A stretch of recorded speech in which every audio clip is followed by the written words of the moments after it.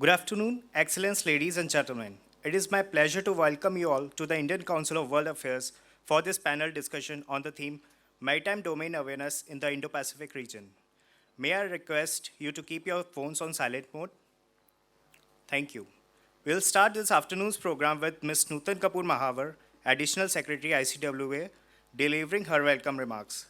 The panel discussion will be chaired by Captain Sarabjeet Singh Parmar, Distinguished Fellow, Council for Strategic and Defense Research, New Delhi. The panelists includes Commodore Dr. Arnab Das, Founder and Director, Maritime Research Center, Pune, Mr. Abhijit Singh, former naval officer and former head, Maritime Policy Initiative at Observer Research Foundation, and Capt. Gurpreet Singh Khurana, Professor, Naval War College, Goa. All our panelists today are contributors to the recent ICWA special publication on maritime domain awareness in the Indo-Pacific region, on which our discussion today will be based. This publication can be downloaded from ICWA's website. The discussion will be followed by a brief Q&A session moderated by the chair. May I now request Ms. Nutan Kapoor Mahavar, Additional Secretary ICWA, to kindly give her welcome remarks.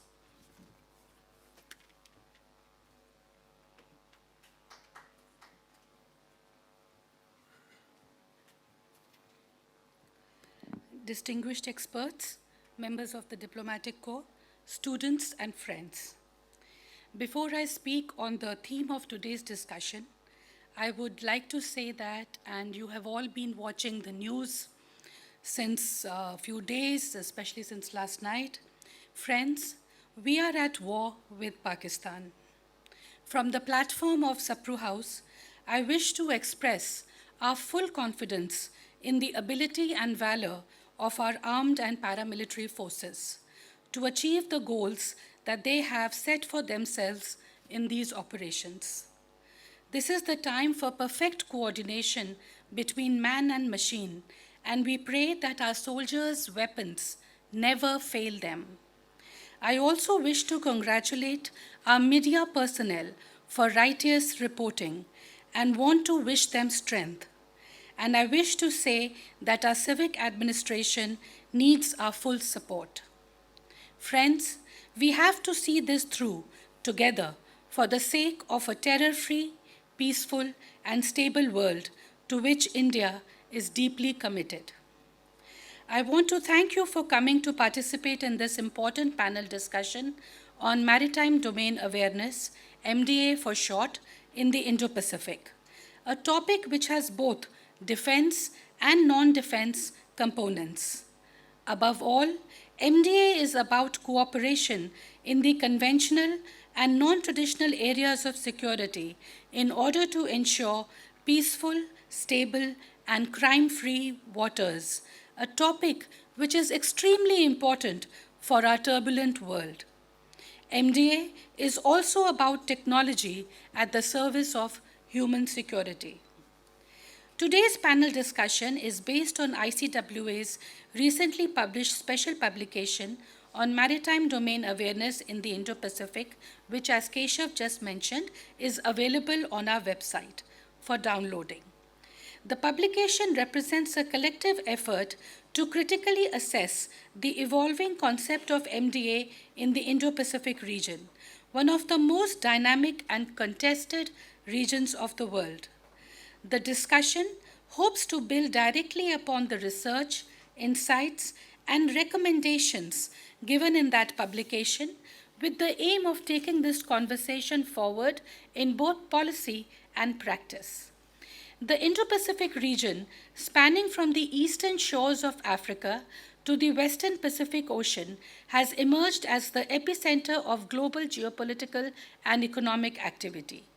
Its strategic importance is underpinned by vast maritime spaces, complex and often contested maritime boundaries, and some of the busiest and most crucial sea lanes of communication in the world. And we will hear about this more from our panelists in the discussion. This makes the Indo-Pacific not only a conduit for global trade, but also a zone of immense strategic contestation and vulnerability. MDA is not just a conceptual framework, it is the cornerstone of effective maritime governance. At its core, MDA is the ability to detect, identify, track, and understand maritime activity in real time. It is about transforming data into actionable intelligence.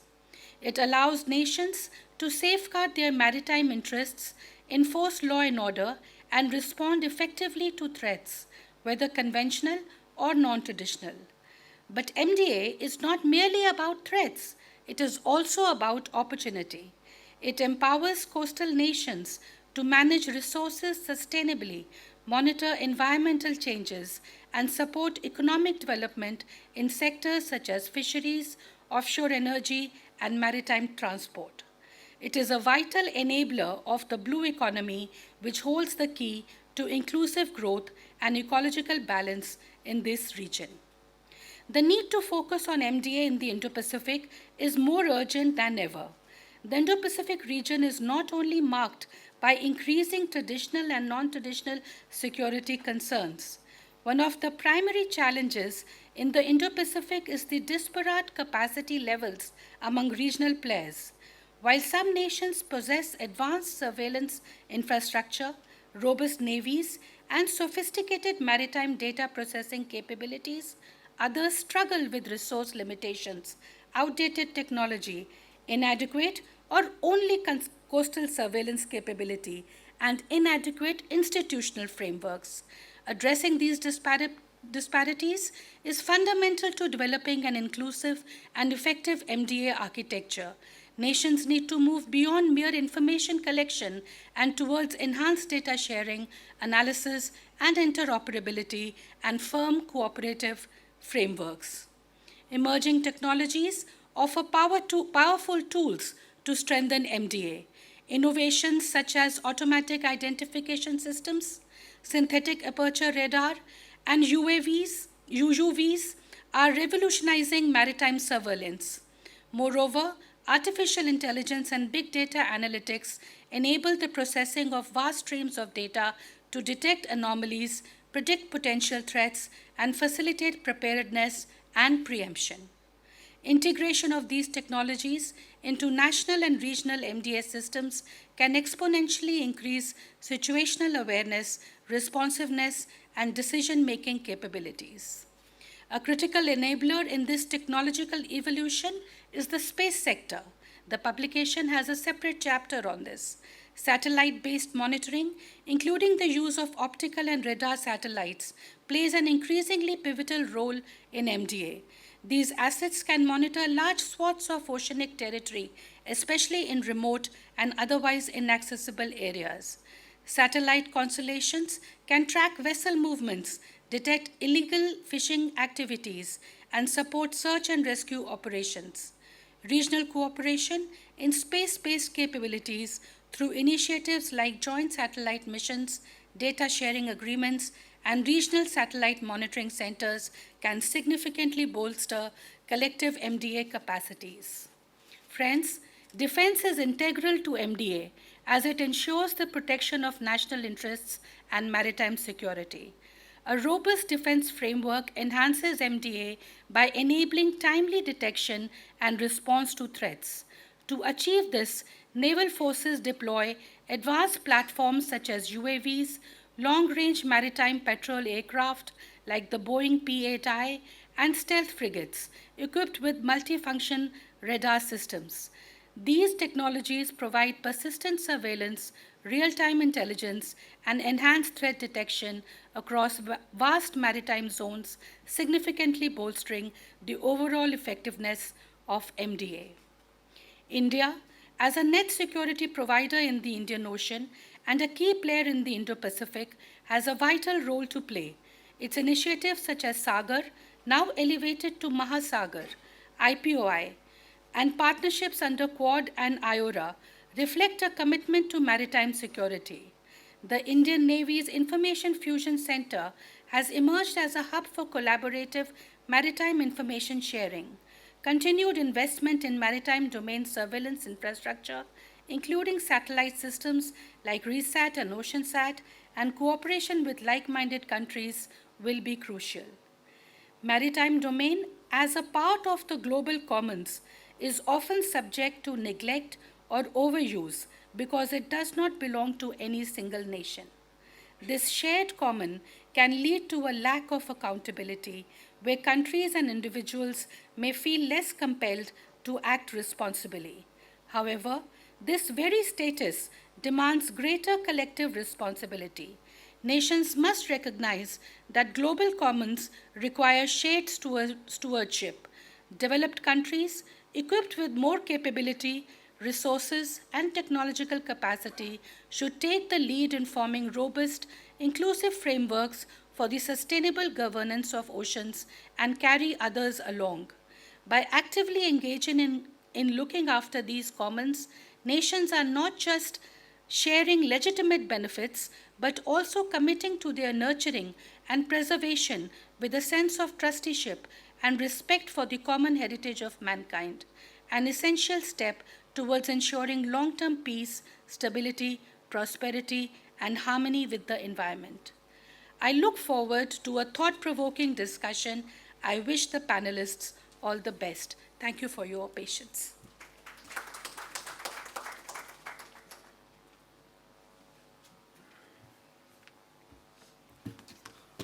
Thank you, ma'am. May I now request Captain Parmar to give his remarks and conduct the proceedings. Thank you, Keshav, and thank you, ICWF, for this opportunity. And I will echo Additional Secretary Mahavar's word. I think today we are actually at war without being at war. It's a very, not a very happy situation, but we need to tide over it. And I think there are some lessons on air domain awareness that we can take away from the last few days, which can be dovetailed into whatever we look at an overall MDA. But of course, our thoughts and our minds out with the people who are under attack, and of course, our men and people in uniform who are at the front of all action. Just taking off from the remarks of what Additional Secretary Mahavar said, the first question is that when you look at MDA, do we fully understand what it is? It's very easy to give definitions, but the whole impact of acceptance of what does it mean, what does it entail, and especially when you're looking at in a region as diverse as the Indian Ocean region today, it needs to be actually accepted as a common norm. And I think we have reached a certain degree of success insofar as the surface element goes. And I'll be very clear about this. And so what all does, say, maritime domain awareness cover? And let's break it down into three broad segments for a better understanding. One is the surface element, where we have what we call the international shipping lanes and the sea lines of communication that flow, the common goods flow, there is trade, there is movement of passengers, there's the economies of all nations, even if they are landlocked, flow across the oceans, and that's a given, right? And I give you the example of Malawi, which is landlocked but has a better understanding of the blue economy than any other nation, because its survival and its economics and import and export are by the ocean. And I've had the opportunity of interacting with Malawi diplomats, and believe you me, they have a better understanding of maritime law, especially UNCLOS, than most coastal nations. This is an example I always give. But let's look at the three main segments, and I've already covered the surface part. The most complicated part, which is now emerging, is the underwater domain. I know there are my peers and seniors who have written about the underwater domain here, and of course, we have a full think tank that looks at it.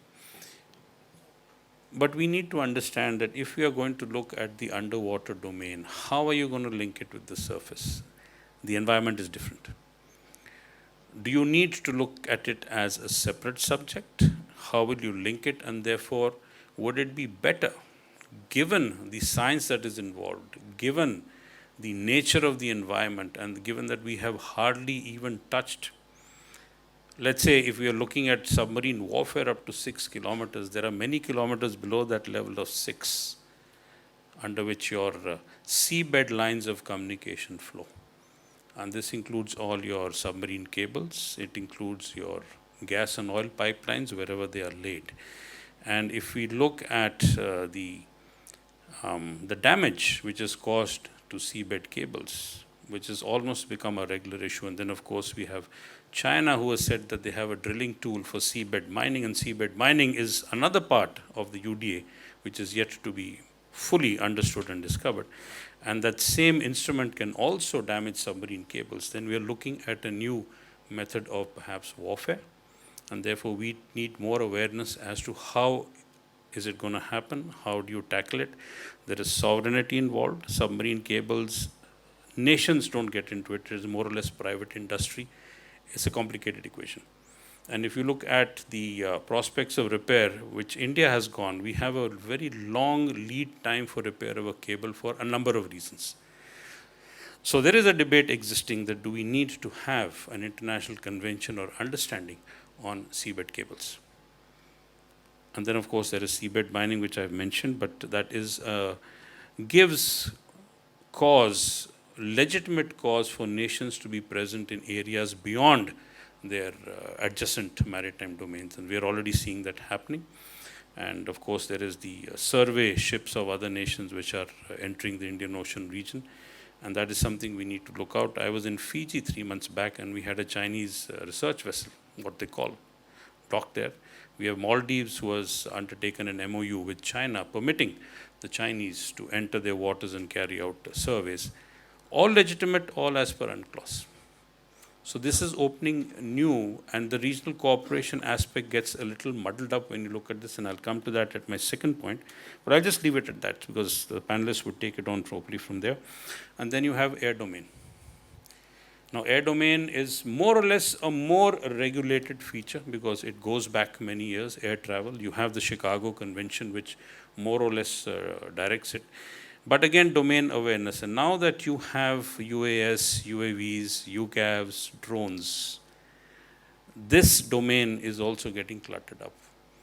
And if we look back at the last 48 hours of briefings or whatever you have read, you will realize that there is a more bigger emphasis on drones and UAVs or the unmanned aerial system. Now, this can be from this size, perhaps, to the size of a big aircraft. So a lesson taken away from the last 48 hours is that we do need a complex and an overlapping system that can actually map your air domain. So the next question here is that then do we need to look at air domain awareness as a special subject? It's going to take time. It's not that easy.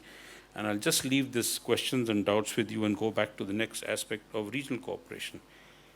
If trust is the main factor,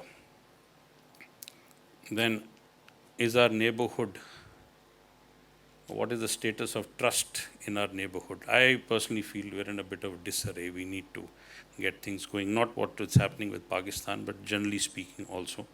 And there are certain nations who are willing to cooperate and work with us, but yet also engage in strategic autonomy. So if we do strategic autonomy, we have to give that level to the other nation that you can do it, but then of course it needs to be perhaps tempered a bit. So the MDA in a way is a sort of a common factor. And we're essentially looking at non-traditional threats in combating them, whether it's maritime crime, drugs, smuggling, call it what you like in a way. All right. So that is the factor out there. But when you look at regional cooperation, you have to understand that smaller nations, and I've said this a number of times, tend to get overwhelmed by larger nations. So if India is going to be in the driver's seat, and you're going to look at regional cooperation, and you're going to look at MDA in this region, then you need to understand what is the strategic outlook of the other nation and play the game accordingly. Second part is if you need to work together, then you need to give certain elements of which enable the return of interest for other nations. So the IFC IOR, which has been set up, is a perfect example or a growing example of how regional cooperation works. And I'll give you 2 examples on this. When the Houthis started firing missiles and piracy started emerging again, if you would go back at around that point in time, there was a Sri Lankan fishing dhow that was attacked by pirates, and pirates came on board. Between Seychelles, India, and Sri Lanka, sharing of information, close coordination, launching of unmanned aerial vehicles by India, and then of course finally the Seychelles Maritime Agency went and did the grunt work on ground, and the dhow was freed. I think that's one perfect example of how regional cooperation, and sharing of information under the banner of MDA actually brings about stability, safety, and security. Second example I'll give you that this is a bit old. I don't remember the full story, but I'll just tell it very simply. There was a ship that had caused pollution. The IFCOIR was requested that, can you help us? So backtracking and by doing some detective work, which would make Sherlock Holmes very proud, I think we cut down to 3-4 ships, and finally again, by looking at the track, time, and the space which was information given to us, the ship was identified and the company was taken to court. So that helps against pollution also. These are 2 examples I thought I'll give you on the regional conference part of it. So when we look at MDA, what we're looking at mainly is white shipping is an agreement, not a problem. What we need to do is to progress on to black shipping, help on IU fishing, which is one of the aims of IPMD. And if we do that in the IOR, then of course the one big cogwheel of IPMD is sort of in place. So these are certain elements that we need to look at, and I think the panelists are going to cover that. Last point is technology and cost. Would smaller nations have the cost to, one is buy the technology, second is to absorb it into their systems, which means that HR and training comes into play. Do they have the right people? Do they have the right space? Do they have the right sort of acumen to do it is one.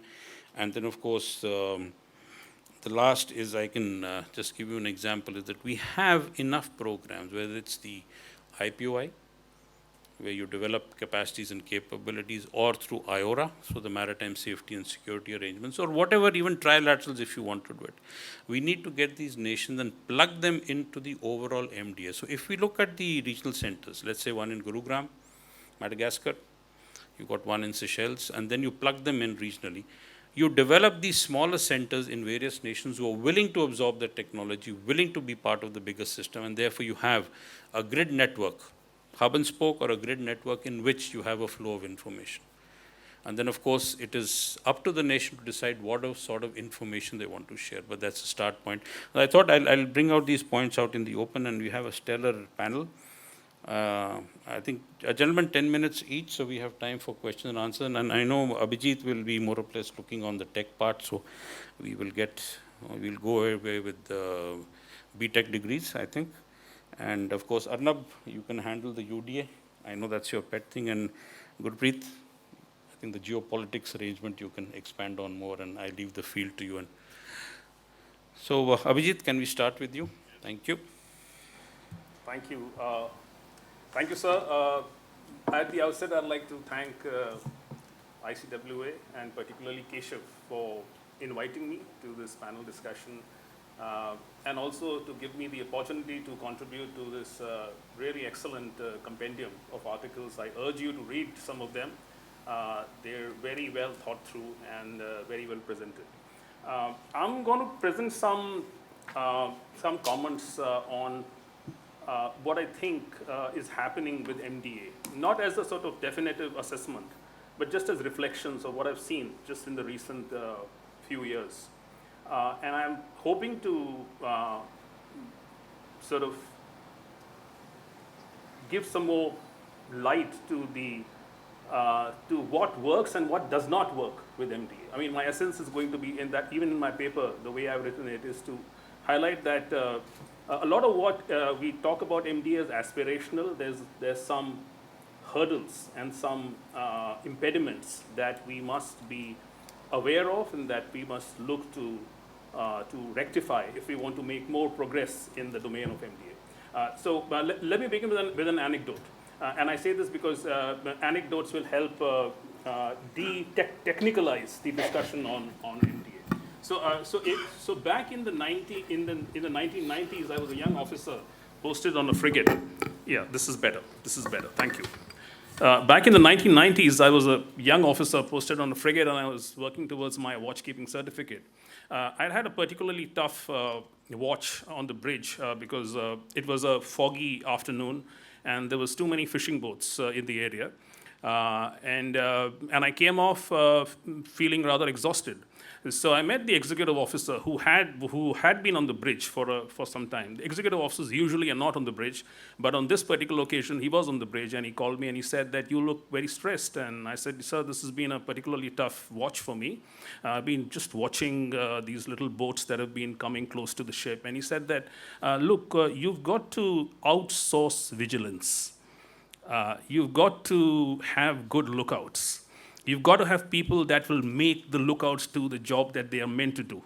So you've got to trust your systems, and you've got to share the burden of domain awareness, or call it the burden of watching out.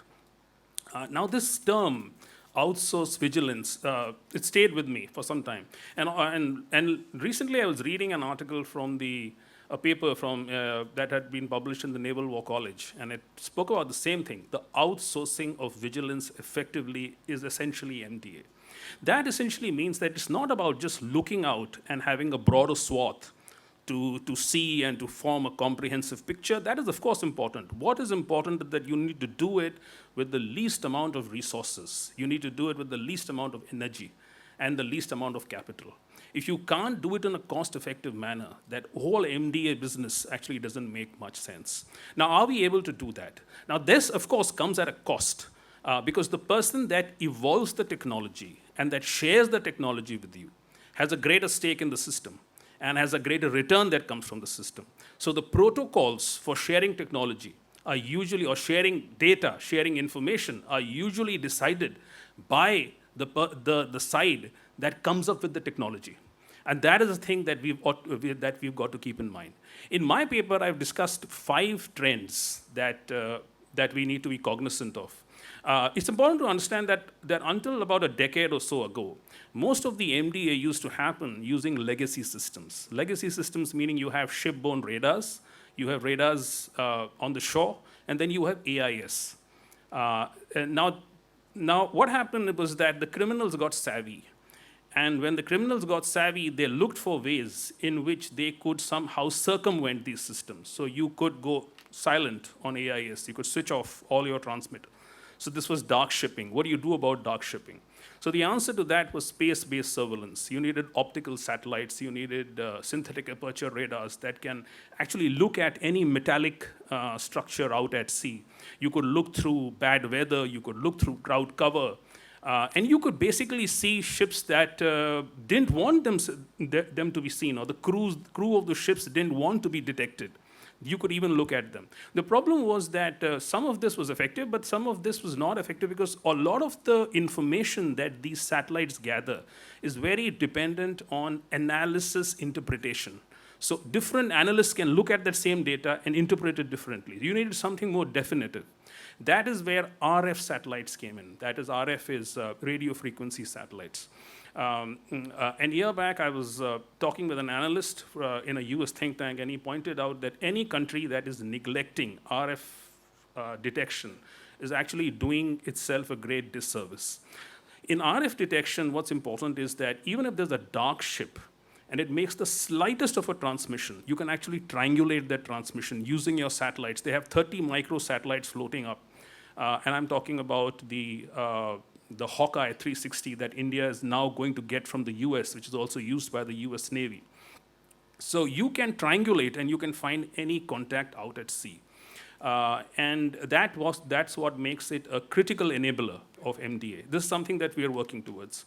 So RF satellites is the third thing that I point out is, this is important, is AI and predictive analysis. Now you look at a contact, you find that contact, you don't know what it's doing out at sea. I mean, you know that there is a boat out there, but is it involved in any illegal activity? For that, you need to observe patterns.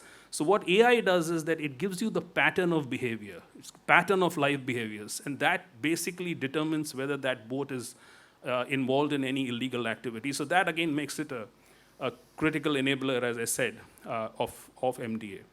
The third development that I point to is the fact that there are so many commercial services now available. And this is the second point. This is the other point that I wanted to make, is that we should not confuse MDA with just being a maritime security endeavor.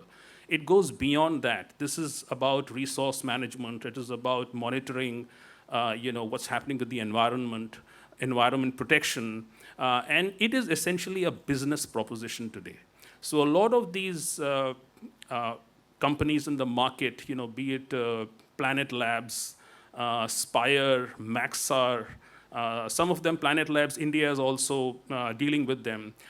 To that extent, I would say that even Sea Vision, these platforms, these new platforms that are coming in are essentially business propositions. There's a lot of money to be made in MDA. And if you have the ability to develop that technology, then a lot of these companies can benefit in a big way. But this is, again, a trend that we have to be mindful of. The next trend that I'm going to talk about is are these aggregator platforms. Now, Sea Vision that I spoke about, that a lot of you perhaps would have heard because it was in the news recently, India is going to get a version of Sea Vision from the US. Sea Vision, and there's a couple of others used by the EU, Mercury, IORIS. What they do is that they are aggregator platforms, means you can get a feed from AIS, you can get a feed from these Earth observation satellites, from infrared sensors, etc. And you can integrate all of these feeds, and you can have a clear idea of what's happening out at sea. But again, as I said, this is also a business proposition, because a lot of these platforms, particularly Skylight, which is like a version of Sea Vision, this has private companies like Maxar, like Planet Labs, all feeding information into it. So the idea is to first sell this to countries like India and some other developing countries, and then later on get them to also subscribe to those feeds from these private companies. So as I said, that the idea of MDA as a safety enabler cannot be conflated with the fact that it is also a business proposition.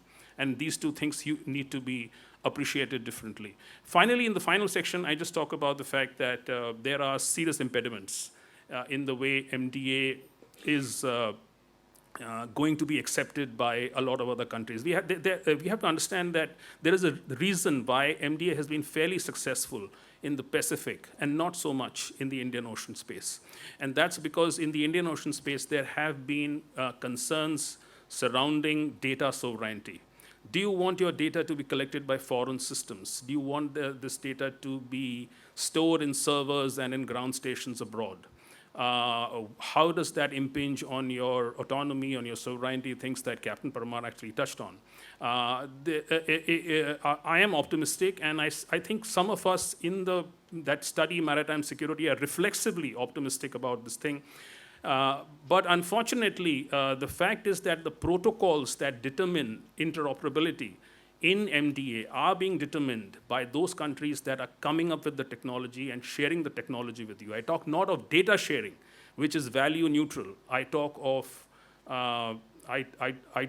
systems sharing, which is not value neutral. So when you share technology and you share systems, definitely the countries that have developed the technology, they embed their preferences into that data sharing. And that's where I'm going to stop, because I want to draw a balance between the optimism and the little amount of skepticism or pessimism that I have about MDA. Thank you. Thank you, Abhijit. If I remember correctly, having read what Hawkeye 360 has to offer, one of the things that stood out was that the ability to track ships who have switched off their AIS. If that is indeed available to us, then it makes the MDA picture a bit more clearer. Arnab, you're on. Thank you, sir. Thank you, ICW, Nutan ma'am. Thank you so much for this invite. And Keshav, thank you for all the coordination. A lot of running around, I know. And thank you, Chair, for... I think I'll take off from what Chair Parmar sir and my friend Abhijit mentioned. So can we have the presentation? Yeah. So I'll talk about the underwater domain awareness. First and foremost, 75% of Earth is water, 70% is marine, and 5% is freshwater. But you hear very little about the underwater. So that's my takeoff point. And in this 75%, I would also like to say 90% or 90+% is below the surface, whether it is opportunities, resources, concerns. So we need to keep that in mind. So I talk about safe, secure, sustainable growth. Now, take a step further. The second biggest concern is the tropical characteristics. I mean, this special edition which we are talking about has Indo-Pacific written in it. How do you understand Indo-Pacific? Indo-Pacific is the tropical waters of the Indian Ocean and the Pacific Ocean. How many times do you discuss tropical characteristics in your MDA discussion or even talk about the underwater? The biggest challenge is 60% suboptimal performance of the sonar which is being used. I mean, Abhijit mentioned this very clearly. I mean, we are getting technology from outside.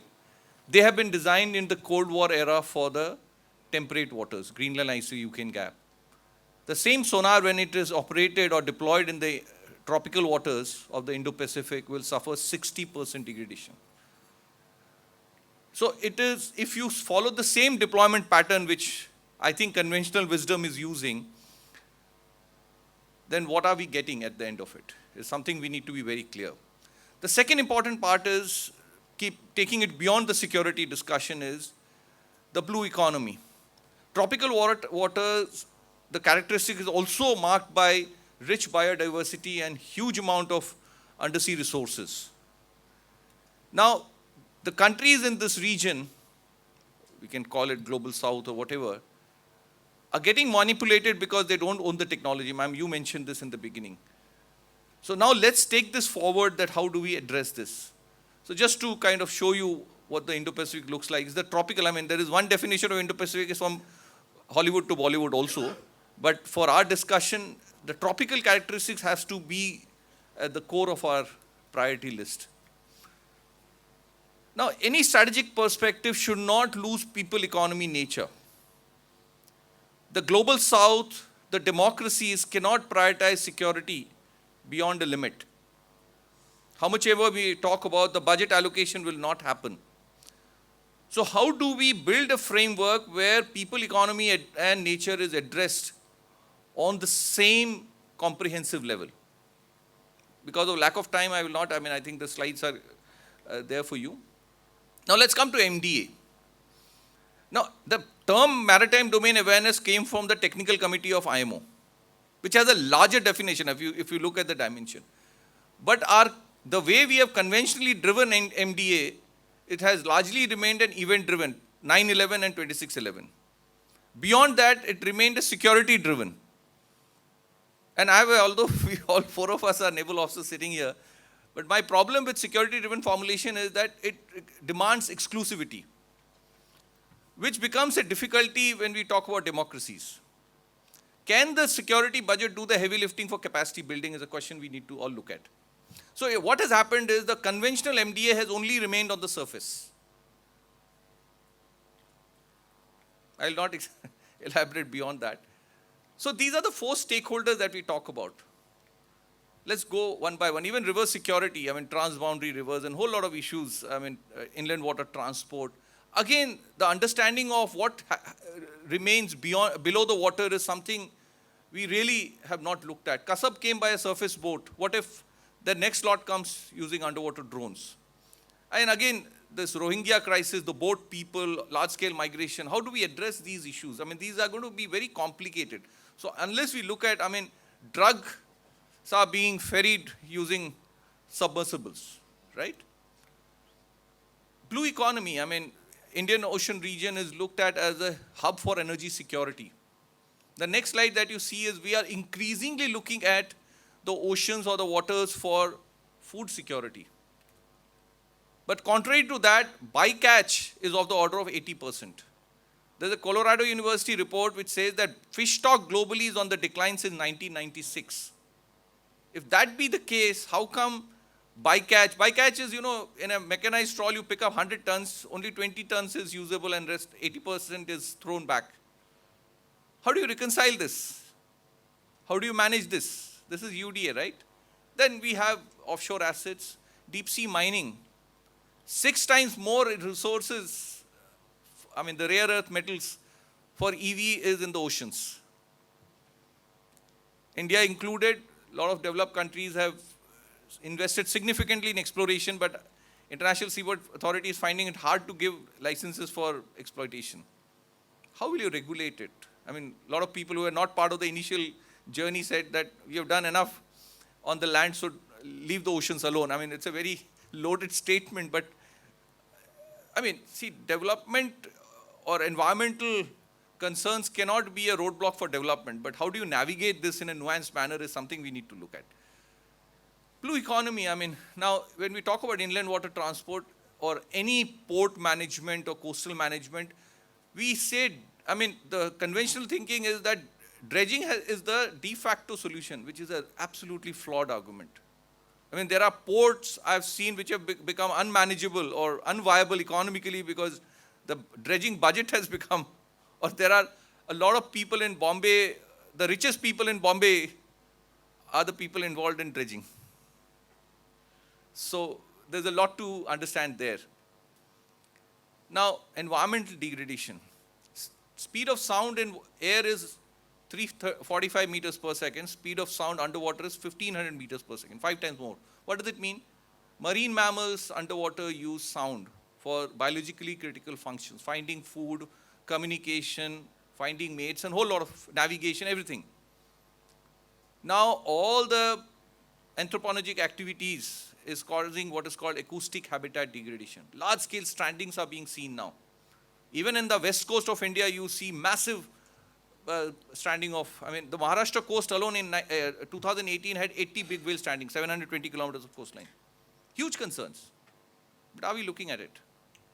Or when we say environmental impact assessment, does this even figure?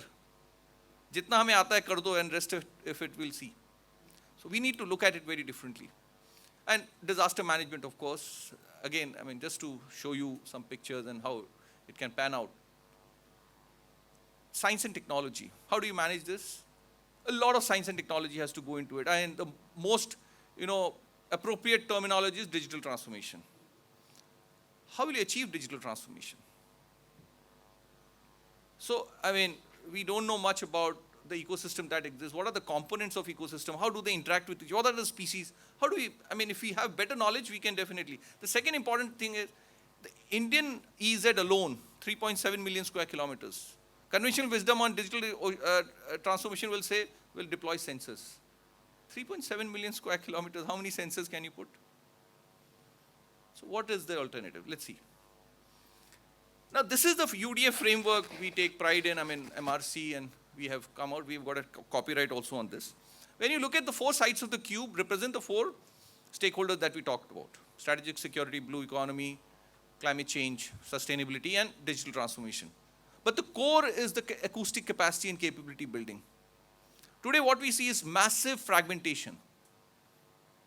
Security will not share data, not share information, or others will not. So unless we come together, we will be fragmented. All of us need to pull in resources, synergize our effort. That's the horizontal construct. The vertical construct is massive amount of sensing, analysis, and regulation. Today it's a top-down approach. When we get technology, we also get the know-how, we also get the deployment strategy. And it doesn't work. If 60% degradation of performance, then how will the deployment strategy work for us? So it has to be a bottom-up approach. Each of the smaller cube, I mean, we also say, I mean, we talk about the demographic dividend or whatever, whichever way you look at it.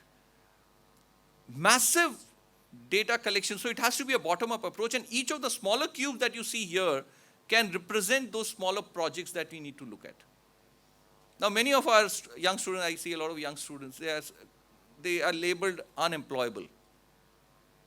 It's not that they don't work hard, they are not doing a good job, but they are not able to relate their work to a real-world problem-solving aspect. And they don't know whom are they relevant to. This gives you an answer to that. Today now if the new framework is accepted, I mean, we will have more sea area than the terrestrial India that we have, right? 350 nautical miles. But the contribution of the maritime India to the GDP is less than 4%. How will it go up? I mean, inland water transport came, I mean, it must have been conceived 30 years back, but even today, or acoustics as a subject It's not being taught in even a single academic institution in this country. So there's a lot of work to be done, but there is huge opportunity if we look at it very, very carefully. I think I'll move forward. Now, this is digital transformation. Marine spatial planning is a term that you use. How do we get this map? AIS data, Abhijit talked about it. Using AIS data, using data analytics, we generated the underwater map, low frequency underwater noise because of shipping. And what is it meant for? You can do even submarine deployment using this. You know where the SNR, how the SNR is looking. But the second part is more interesting is marine mammal stranding. It answers the question that I put. I mean, why so much of marine mammal stranding in our western coast? And this is a real-time spatio-temporal map. Every 5 minutes, this map can be upgraded. So you have information to that granularity. And you can imagine how good a policy tool this can be. And a similar map can be done for fish stock mapping, for whatever you want to do. Your sedimentation, I mean, tropical waters, the sediment transport pattern is extremely complex. So this can give you an answer to how do we look at it. Even your master plans can be looked at it. I'll leave it at this, but this map can be made with very little deployment. You deploy only for validation. Now, what is acoustic capacity building? To see, to understand, and to share. It answers some of the points which Abhijit also talked about. To see is the sensor and the platform that will carry the sensor. This is somewhere, where we can kind of get to accelerate our thing. We should try and do indigenization, but to some extent we can rely on input from outside. But the second part, to understand, has to be done indigenously. It looks at the confidentiality of the data also. This is somewhere we cannot be outsourced. The third, and also because our tropical waters are different, all that has to be done indigenously. And I mean, I want to give you a strategic perspective. I mean, 60% degradation. A sonar which gives you 32 nautical miles in the Russian waters gives you 6 nautical miles here. If that 6 can become 12, and we can deny this to our adversary, we get a 4 times strategic advantage. The third point is to share. Now, when we say share, it means different things to different people. Now, a policy maker requires very specific input, but he has the luxury of having a big screen. But a fisherman on the ground requires very specific input for the particular species that he is interested in. But he doesn't have the luxury to even carry a laptop. Can we not give him a mobile app where he gets very specific input? And who else then other than India can do this? We have a massive talent pool. They all can be, but we need to define the problem well. And now today when we do this import from outside, to see, to understand, and to share comes in one package. Yes, last 2 slides. The second aspect is digital transformation. Now from the human resource perspective, high-end data analysts who will do the number crunching, who will do the complete data analytics, both hardware and software. Second is domain knowledge. Once the data comes in, we need multidisciplinary, right from international relation to political science to, I mean, you can name it, who will make sense of that data, interpret it for a policy framework. And the third is the field deployment specialist. Now, we have to send people to the waterfront. Why can't it be the indigenous coastal community? Today, our so-called development, port development, the first thing, I mean, who are the victims of development are the coastal community, indigenous people. Why can't they be skilled to do this? I mean, they can actually teach us more than we can teach them in terms of handling the waterfront. So this is something we need to look at. Thank you. Thank you, Arnab. On an aside, on April 24th, President Trump signed an executive order that looked at pushing critical mineral resource seabed mining both within and beyond national jurisdiction, which will put the ISA and the rest of the world in a tizzy, but let's see where it goes. Gurpreet, the floor is yours. Okay, thank you, sir. Thanks to the organizers to have me here. I'm especially encouraged by the fact that the ICWA is now increasingly focusing on maritime issues, which is really good. What I intend to do is to give a better understanding to you, especially the youngsters and students, of the functional aspects of the MDA from a military perspective, which is actually the flavor of the day, although of course leading from very unfortunate circumstances. But before I do that, again, essentially for the students, some fundamentals that when you study and write about maritime issues, please be very careful about using the right term and the concept. For instance, the sea lines of communication is not the same as international shipping lanes. IUU fishing, let me explain. International shipping lanes are the usual lanes, the most navigationally safe and commercially viable routes which are used in normal times, which is a very generic nature. But when you talk about sea lines of communication, it has got a strategic connotation because it pertains to a slot of a particular country. And for instance, another instance is IUU fishing. Some people call it illegal fishing. The fact that it is IUU fishing means that it is not always illegal. And that is the United Nations Convention on the Law of the Sea clearly says that fishing outside your territorial jurisdiction is not illegal. And therefore the word unregulated and unreported comes. And similarly is the case with irregular migration. It's not illegal migration from the international law perspective. Of course, from the national law perspective, if it violates your national domestic law, you can say that it is illegal migration. Anyway, so let me go to the main subject of the MDA now. Okay, let me start by what's happening between India and Pakistan, right? So India took off the terror camps in Pakistan, occupied Kashmir and Pakistan proper, and thereafter, last night you must have seen that the Pakistani, they attacked Indian air bases. And you must have seen in the television the flashes of light, which were essentially these swarm drones and missiles of Pakistan trying to hit the Indian air bases. So, and those lights, the flashes of light that you saw on the TV were nothing but our air defense, integrated air defense system with a layered defense taking them on, right? So, the air defense system consists of shooters, sensors, but that's not all. That is simple.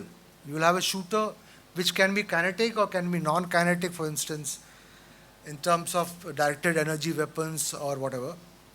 And sensors you would understand to pick them up, okay? What's coming at you, what is the threat. But most important part of that integrated air defense system is the battle management system, which tells the automated system which contact or which target is most threatening to you, which will depend upon the distance from you, from your airbase, or the speed at which it is coming, or with the kind of payload that it's carrying, because not all drones, right? They are missiles as well.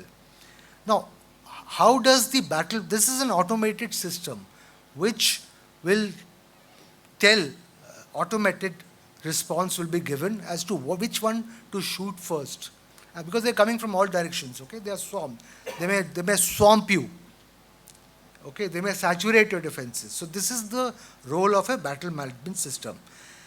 And so this system is an integrated system between the Navy, Army and the Air Force. Okay, they have their own, this is called network-centric operations also. Now each one has their own system and everything is integrated. Of course, the naval system, which is Trigun, may not have come into play as much as the Army and the system of the Air Force in the scenario, the attacks on Jammu and Pathankot that you saw last night. But if it was in the maritime domain, the maritime air, the naval network-centric operation system, the battle management system would also come to play. So this now, how is it different from the maritime domain? You would argue that these swarm drones or missiles are coming at a very great speed, so it's more difficult, right? Whereas in the maritime domain, things are slow, they're slow moving, so it is much easier. But let me tell you, for those of you who have gone to sea, you will realize the sea is a very vast domain. And that is the reason why we missed that boat, that fishing trawler called Kuber, on which Kasab was coming. So, and that is, of course, the 9/11 triggered this thought in the Americans, so they came up with the MDA concept. For India, 26/11 was the 9/11 moment, and it was a coincidence that that triggered us to pull up our socks, because we realized that we were bad. Our MDA was ineffective, and therefore we went in for overhauling our MDA in terms of sensors and various sensors. I'm not going to go into detail and all. The kind of the NC3I, that the grid, the IMAC, the information management and communication system in Gurgaon, which is going to become the National MDA Center, and so on and so forth. Now, another important thing here is, what are you trying to do? Do you think that if you get to know each and every boat in the entire maritime domain around your waters, will that help?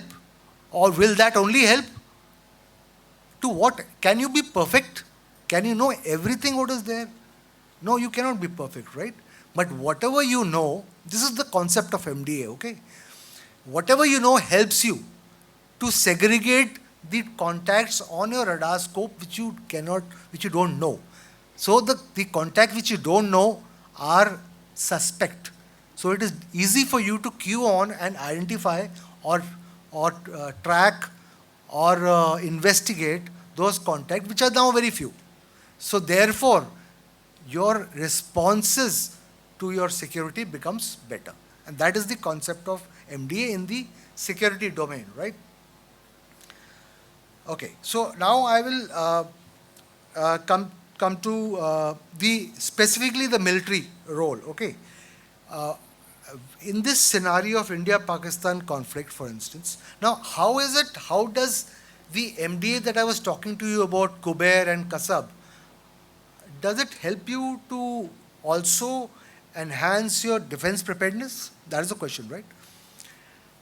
Yes, it does. Because maritime domain is a common domain, right? You have civilian ships, you have various kinds of marine activity, and you have naval ships. You have Pakistani naval ships there, you have Chinese submarines there, and so on and so forth. So, even if you are signing wide shipping agreements with so many countries in the Indo-Pacific region, they will not. Why do you call it wide shipping? Because they are not grey shipping. Wide shipping is benign. Wide shipping means all civilian. But remember, I told you, even if you get to know what you are getting to know, it will help you solve the problem of grey shipping. Grey shipping agreement you cannot sign. At least India cannot sign, otherwise you will have to be a military ally. You will have to get into a military alliance treaty, which you do not want to. So even the wide shipping agreement that you sign will help you. Now, coming to the India-Pakistan. So if tomorrow or day after or a week later, India thinks hot, the balloon goes up, we really are in a full-fledged war, and we want to conduct a blockade, right? So this, for doing anything, from the naval concept of operations, for undertaking any military mission by the Navy, you first have to achieve sea control. There are only two exceptions to that. One is a submarine, you don't need to have sea control, and one is if you're doing by special forces, inserting special forces through your submarine or by sea by other means. So other than that, all naval missions, whether you want to interdict these sea lines of communication of Pakistan, or you want to blockade Pakistan, or even if you want to do a land attack against Karachi, Gwadar, Pasni, whatever, wherever they've shifted their F-16s to. Okay, so for whatever you do, you need MDA. That's the point I'm trying to make. And whatever you are doing, which you have tried to do after 26/11, has helped you to achieve that MDA. Okay, so this is Pakistan. What about the Chinese?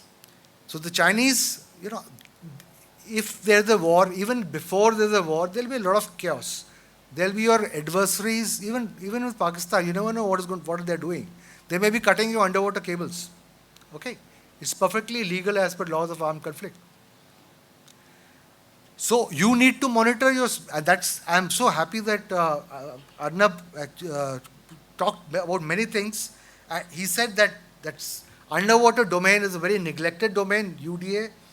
UDA is a separate subject actually. Okay? It's so complex and that's why it's neglected. But we try to club it with MDA. Many countries don't. They have the reasons of their own. There are good reasons to club it with MDA because everything is dual use. And therefore, when you're clubbing it with MDA, then your adversaries and the international community do not get to focus on what you're doing against whatever you're doing in the military domain in the underwater, because that catches your attention and you don't want that to happen. So it's good that we club it with the Maritime MDA, under the MDA, although it's a very different aspect. And so I'm talking about things beyond, SDG and marine environment, which Arnab talked about. But one thing good, I take it from here, the civil-military fusion is very important.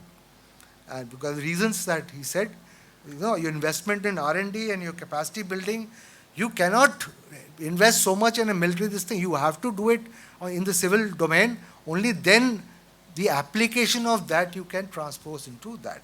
And a few things about the PLA Navy submarines. They will be tracking your nuclear attack submarines and your nuclear ballistic missile submarines in the Bay of Bengal. Okay, so you need to track them. You need to know where they are. Now, UDA, from the military perspective, what is UDA?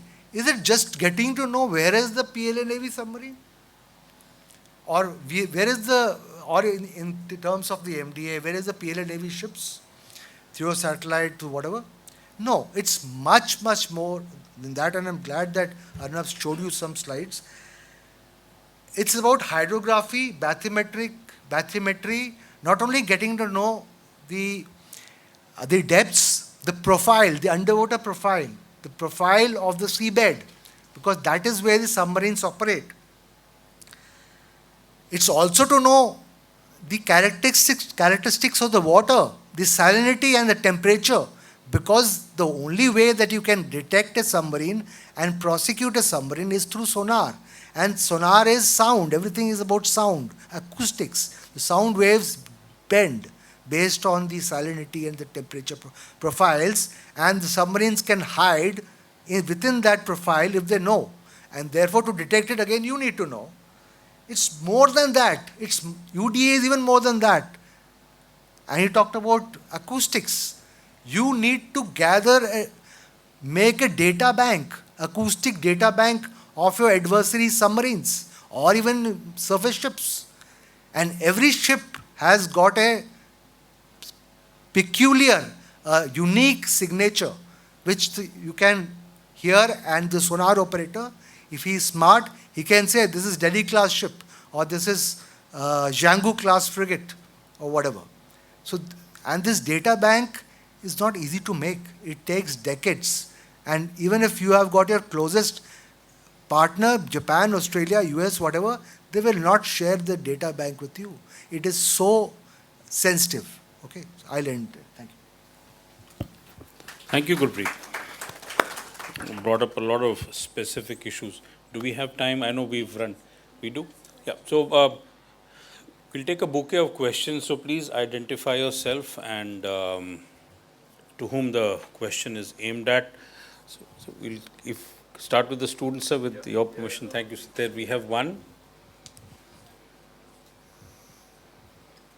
Go ahead. Good afternoon, sir. So my question is to you only. You have mentioned the trilateral cooperation. So I just wanted to know how much of a positive impact can multilateral agreements like the WTO Fisheries Subsidy Agreement can have in the Indo-Pacific? And to Abhijit Singh, sir, how concerned should we be about the climate change affecting fishing communities in the Indo-Pacific, especially the small-scale fisheries and fisherwomen? And also, South China Sea has become an area for potential seabed mining and extensive underwater cables. So should India be concerned about the activities in the South China Sea? One question, that young man in the green shirt. Thank you, sir, for your delightful thoughts. So, sir, my question Could to you you... identify yourself, little? Yes, sir. Sir, my name is Rohan Patra. I am a master's student from Christ University, Bangalore, studying international studies. So my question to you is, you talked about, Chinese vessels, research vessels coming into the Indian Ocean.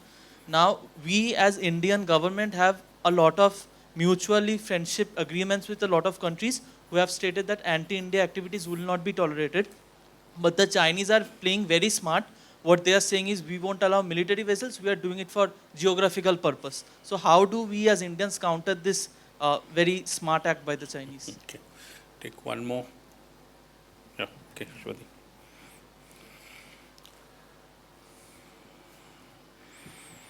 Shripati, I'm a research fellow with ICWA. Two questions. So one is, when you're talking about MDA, which aspect of MDA is more serious, the security aspect or the non-security aspect? Asking Gurpreet. To Captain Gurpreet. No, when you talk about MDA, which has got a greater impact, the non-security aspect of it, in terms of mapping the fishery resource, seabed mining and everything, or is it the security aspect which has got a larger impact? Second question, maybe to the chair himself. So when you take UNCLOS, the United Nations Conventions of the Laws of the Seas, or any other international regime, they were largely written in a different era where sovereignty was the foundation of such documents. Now, do you think it's time that we revisit all these structures from a MDA, UDA perspective and not sovereignty? Because when sovereignty now is getting blurred with the number of players that come into the domain. Thank you. Okay, was there anyone behind? Yeah, that young lady. We'll take the second set after this. Piche.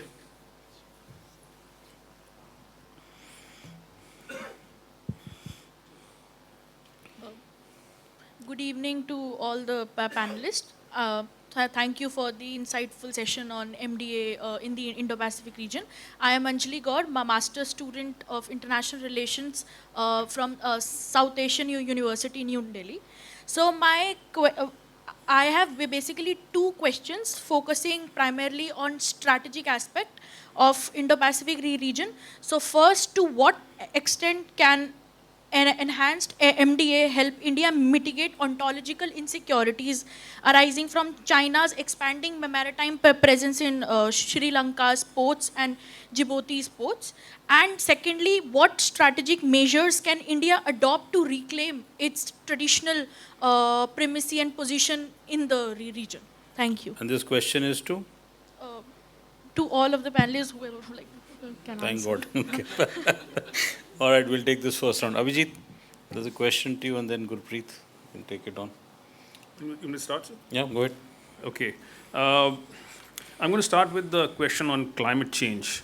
I think all of us have observed that MDA is more than just a security construct or a traditional security construct. There's an element of non-traditional security. And increasingly, countries, particularly in the Pacific I had mentioned, are greatly aware of the fact that environment protection, resource management is a big thing when it comes to MDA. So look at the way that this platform called Skylight has been developed. It's a platform that's been developed by the US. It's being used increasingly in Pacific countries, and they are gradually trying to bring it to the Indian Ocean also. A big component there is keeping track of IUU fishing or illegal fishing. And a lot of countries are very worried about the fact that China is such a major player in the maritime domain in terms of having their fishing fleet present in remote corners of the world. And in a lot of work in Europe also focuses on Chinese presence in the waters of West Africa. So they have their own satellites that look at some of this activity. So yes, non-traditional security, particularly climate change, is really critical to MDA. Your second question was on South China Sea, and I'm going to make a sort of omnibus comment linking what I said about non-traditional with China's presence and Chinese activities in the South China Sea. Look, understand it like this, that MDA is not just about data sharing. It's also a way to control data. It's also about data control.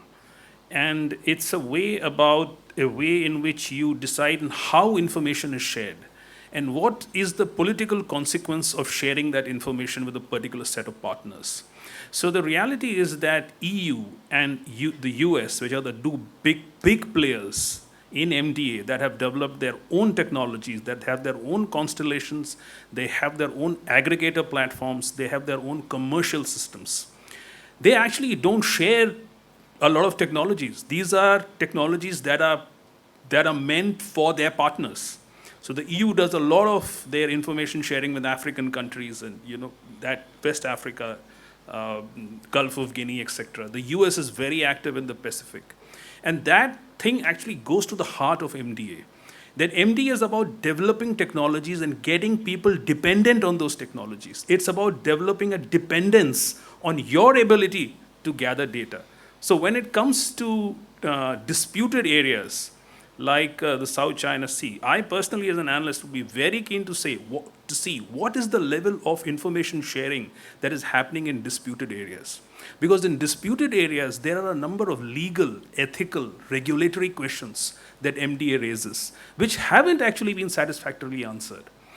Conceptually, MDA sounds great, but you've got to go to the fine print to actually read the way in which this information is being shared.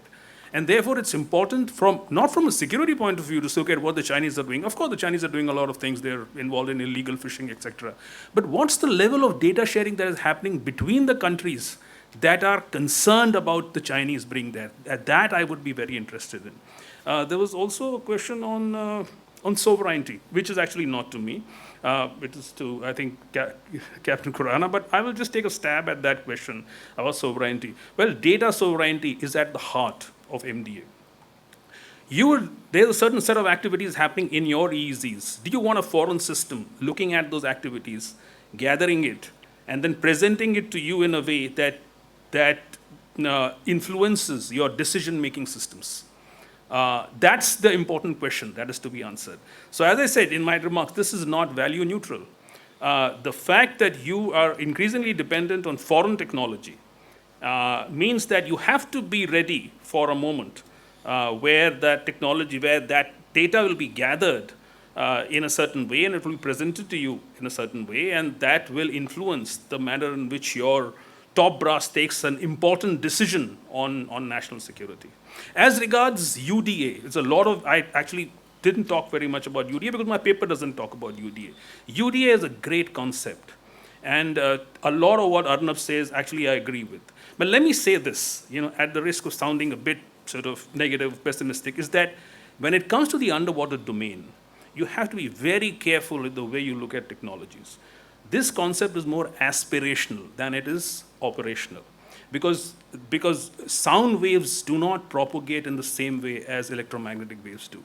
Underwater domain is intensely complex.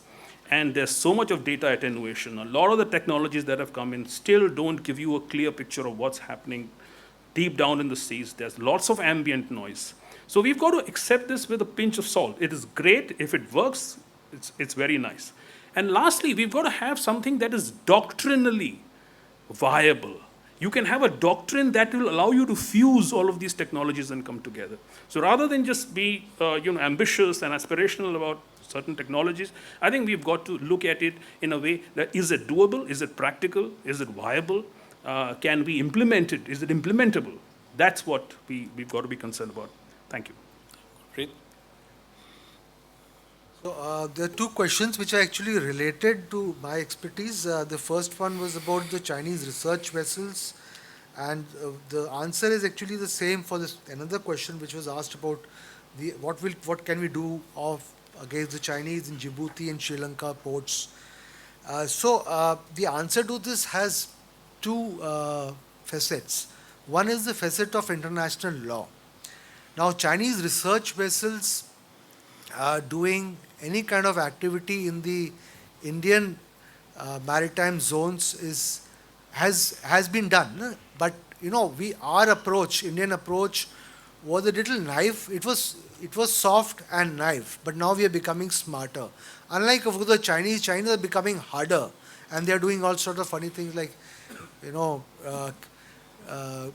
with their grappling anchor, they are hooking on to the sonars of these research vessels of the Americans, what is happening in the South China Sea. We are not going in that direction, but our approach is becoming smarter.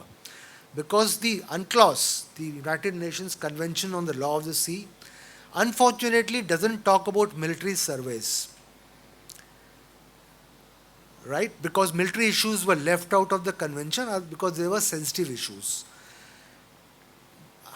So therefore, earlier in 2001, when we sort of shooed off a US research vessel in our EZ, we said, you're spying here, you're doing military surveys. So the Americans got back to us and said, oh, so UNCLOS doesn't prohibit military surveys because it's for the safety of a ship and military activities are not prohibited. And so we were red-faced, we didn't know what to do. And the same thing we used to do with the Chinese vessels when they were in our EZ. Now we become smart because the UNCLOS doesn't talk about military surveys, but it does talk about marine scientific research. Because marine scientific research is linked to economic exploitation of your rights in your EZ. And it says that if you are doing marine scientific research, you must take the consent of the coastal state, and whatever results of the survey, you must share it with the coastal state. And so now we have got back when we found a Chinese research vessel off Port Blair a couple of years ago. We said, you're doing MSR here without our consent. And they didn't have anything to say. So our diplomatic protest went on very well with the international community. Now, this is as per the EZ is concerned. This brings me to the second part of the second aspect of the answer, which is geopolitics, which connects up with the second question about what will India do against, to convince Djibouti, Sri Lanka. Sri Lanka has given its Hambantota for 99 years lease. What will you do? What will you do if the Chinese research vessels are undertaking research vessels outside Indian EEZ? Well, international law doesn't forbid it. You cannot do anything as per international law. And therefore, geopolitics comes in. And therein comes in the issue of your areas of interest and your geostrategic frontiers.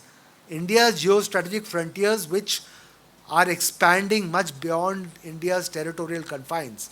And the concept of geostrategic frontier is such which gives you strategic depth, but to be able to preserve your overseas and geopolitical interests, like for instance, a Chinese research vessel doing marine or whatever military surveys of Hambantota or Djibouti, you need to be able to use all tools at your disposal. It's not necessarily you need to have only military tool. Military tool, of course, works as an instrument of foreign policy in peacetime. But you have many other tools. You have diplomatic power. You have military, of course, military power. You have science and technology power. You have diplomacy. You have got so many other forms of power. All countries use this. Do not ever think that only the Chinese use economic power against their adversaries, like Philippines and Australia. No, sir. No, ma'am. We do that also. All countries do that. And therefore, you need leverages. These are also called leverages. You need to use leverages against these countries to be able to preserve your interests. The second question about impact. Now, you said military and non-military. I would put it in security and civilian. So, because military, I also would like to include security against non-traditional threats like terrorism. So, this is something which really you cannot say which has a greater impact. It will depend from country to country. It will depend from time to time.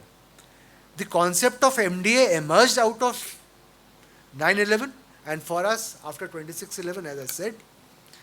And so at that point in time, even now, sometimes your security, whether military or against state actors or non-state actors, that will take precedence because the civilian issues, the non-security issues like environmental protection and prospecting for mineral resources, these are long lead. It's not that they're not important. And I'm not implying that they don't have impact. They will have a great impact, but that impact will come later. But the unfortunate thing is, you see President Trump, Paris Climate Accord gone for a 6. Why? Because the policies. Your policies will change, which is unfortunate because in any case for democracies, because they come for a 5-year term or a 4-year term. So this is a problem. Thank you. Okay, I'll just quick responses to the questions asked me. One is on the trilat question that came from that first question is, I'm a big fan of trilats, and let's limit it to mini lats till 5 nations. Anything beyond 5, that grouping sort of flounders for many reasons. The advantage of a mini-lat or a tri-lat is that you get those like-minded nations together who have convergence on a certain aspect. You thrash it out, you work towards a solution. You've got your solution, you work to the next agenda. So tri-lats today are actually taking over where multilaterals are failing, and most of these tri-lats are within the grouping of those multilaterals. One example I can give you, which unfortunately floundered, was India, France, Australia, a great start. I was party to the initial discussions. Great start, but we need to start afresh. One trilat that needs to be actually boosted is India, Indonesia, Australia. Similarly, if you have trilats within the IOR, it's going to help capacity and capability developing, but it requires a leadership role, and it requires somebody in the driver's seat. And then, of course, India has to take on that handle. So that's why I mentioned trilats. UNCLOS, your question, and let's agree that UNCLOS is based on 2 concepts, sovereignty and freedom of navigation. The rest is all left to interpretation. So due to those interpretations, what we are seeing in many cases is there's a clash between these 2 concepts. South China Sea is one example. Sovereignty is an issue, but freedom of navigation is also an issue. So that's an interpretation. Revision of UNCLOS, which you had mentioned, I personally agree that there are certain aspects of UNCLOS that need to be revised. Article 101 definition of piracy is definitely one, but that's my personal opinion. However, UNCLOS 3 took a greater period of 4 decades, and I'm starting from 1956 when UNCLOS 1 came in, or was started, okay. Constitution of the Nations, perhaps the most successful international convention that the globe has signed. High Seas Treaty comes a very paltry lower down. There's not much of, I think, on that. I raised this issue of revision of UNCLOS in 2012 in Singapore, and the late Commodore Bateman of Australia, again, a very passionate UNCLOS addict. Most of us on this panel are UNCLOS addicts in one way or the other. He said, son, don't ever try that. The ghosts of the people who put this together from 1956 will haunt you for the rest of your life. So I'll leave it at that. Okay, but yes, but if we do that, it'll just fall apart.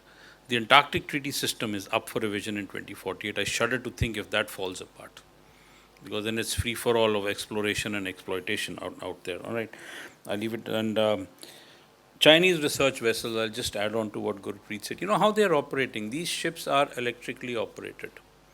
They don't need to enter port for fuel. They grow their own vegetables in containers. They're self-sufficient. The limitation is of the crew, like a nuclear submarine, is that they need to touch land once in a while to feel sane, with all due respect to submariners or nuclear powered boats here, right? So that is the way they operate. So why are they here? There's a gap. Nobody else is providing them the technology or the ability to do MSR in their own waters. If we had the technology, we would have given China competition. So there's a gap. Even if we had the technology, then there's a trust factor which comes under geopolitics. And I mentioned Maldives for a certain reason, because it's practicing strategic autonomy. It's balancing 2 powers. Sri Lanka did the same. We made some noise. For 1 year, they banned all research vessels, which is legitimate as per UNCLOS. But you can't permanently close your waters. So this is a constant game, and this comes in, also answers the question of, our strategic leverage and expanding China's there. It's a game. You have technology, you have something that benefits the other nations, they will take it. These are gaps that need to be filled up. And therefore, we need to actually step on the accelerator and get our own research vessels going, which we are doing now. And seabed mining is the next big issue. So I'll stop here. Arnab, go ahead. 2 quick points. The 2021 Quad Summit in Tokyo, they realized that the Global South or the small island developing nations are not interested in the security dialogue. So Quad declared what is called that they will do data sharing for greater public good.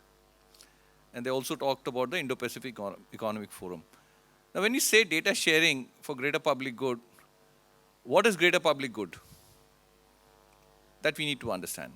Now the second is the mechanism of sharing data.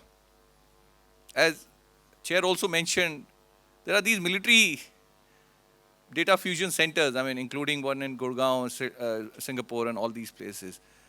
Does these military data centers understand what is greater public good? So we need to look at this. So, I mean, even MDA data sharing, with Abhijit also mentioned. So that is something we need to really explore, and what is the capacity to do this, right?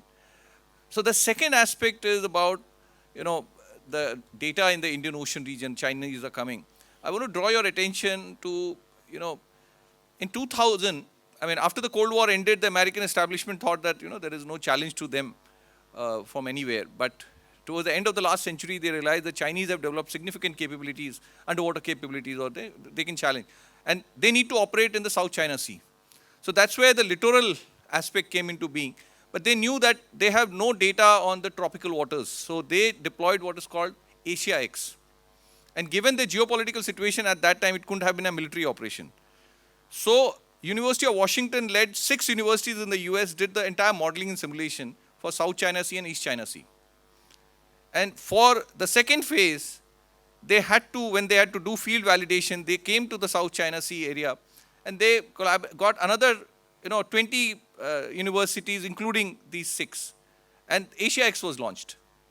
This was a massive, what we call a shallow water acoustic measurement exercise for collecting underwater data. And after Asia X, the Americans started deploying drones on a regular basis. Every hydrographic ship or any other vessel or opportunity used to deploy acoustic sensors and also acoustic arrays and also drones to collect data and validate.